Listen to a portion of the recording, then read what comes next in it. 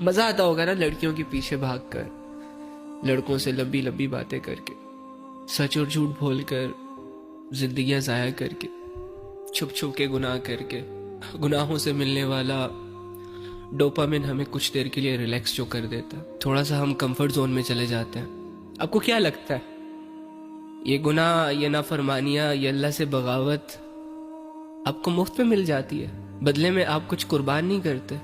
یہ شیطان آپ کو فری میں اتنے مزے کروا رہا ہے، یہ نفس آپ کو فری میں اتنا پاگل بنا رہا ہے، آپ کو سب کچھ آتا ہوا نظر آ رہا ہے نا؟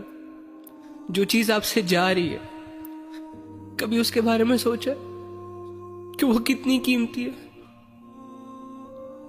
اللہ کا تعلق جس کو حاصل کرنے کے لیے صحابہ نے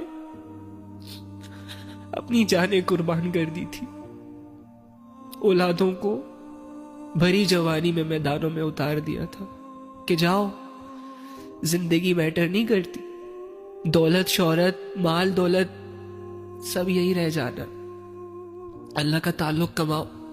مطلب لوگ اپنا سب کچھ قربان کر کے اللہ لینا چاہ رہے تھے ایک دور میں، اور آج ہم اللہ کے تعلق کو قربان کر کے سب کچھ لینا چاہ رہے ہیں۔